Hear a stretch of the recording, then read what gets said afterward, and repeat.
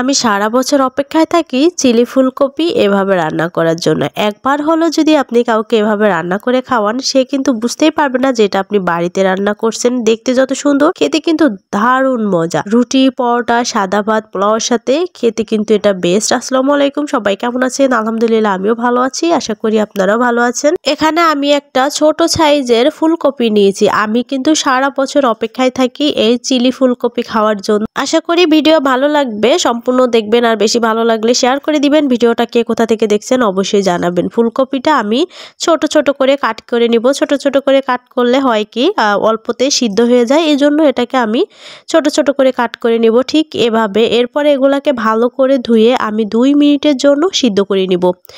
ফুটন্ত পানিতে 2 মিনিটের জন্য আমি সিদ্ধ করে নিব। আমার সিদ্ধ করা হয়ে গেছে, এটাকে আমি উঠিয়ে রাখবো। অল্প একটু চালের গুঁড়া, আটা, জিরা মশলা বাটা, আদা রসুন বাটা, লবণ, হলুদ এগুলাকে ভালোভাবে মিশিয়ে নেব। এখানে আমি মরিচের গুঁড়াটাও দিয়েছি, আপনারা চাইলে একটু বেশি দিতে পারেন যদি ঝাল খেতে পছন্দ করেন।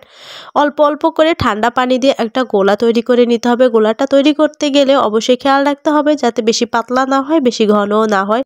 বড় বড় রেস্টুরেন্ট থেকে কিন্তু আমরা চড়া দামে এগুলা কিনে খাই। একটু বুদ্ধি খাটালে রেস্টুরেন্টের থেকে বেশি স্বাদ হবে বাসায় তৈরি করলে। ফুলকপিগুলো দিয়ে আমি ভালো করে একটা চামচের সাহায্যে মিশিয়ে নিচ্ছি। দেখেন ঠিক এইভাবে আলতো করে মিশিয়ে দিতে হবে। হাতে যদি সময় থাকে 10 মিনিটের জন্য রেস্টে রেখে দিতে পারেন, না হলে দরকার নাই। এরপরে এখানে আমি তেলটা একটু ভালো করে গরম করে ফুলকপিগুলো দিয়ে একদমই লাল লাল করে ভেজে নিতে হবে। আপনি যদি এটা এভাবে কাউকে রান্না করে খাওয়ান, এই চিলি ফুলকপি বললামই তো, সে তো আপনার প্রেমে পড়ে যাবে।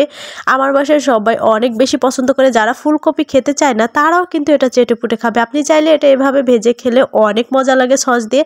কারণ আমি রান্না করতে করতে অর্ধেক খেয়ে নিয়েছি। এখানে আমি অল্প একটু তেল দিয়ে রসুন কুচি দিয়েছি। এখানে পেঁয়াজ কুচিটা ব্যবহার করার দরকার নাই। রসুন কুচি দিয়ে এখানে আমি টমেটো সস দিয়েছি, সয়া সস দিব।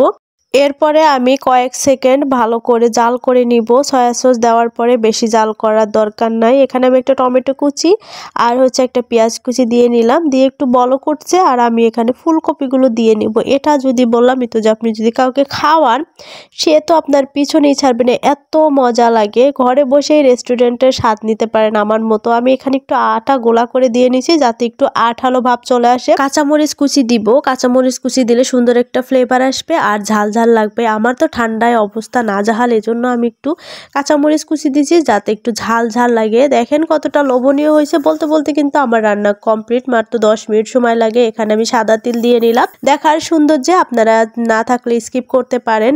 এইটা বললামই তো, ভাজার সাথে সাথে উধাও হয়ে যাবে, এত মজা লাগে। সবাই ভালো থাকবেন, নেক্সট ভিডিওতে দেখা হবে। আল্লাহ হাফেজ।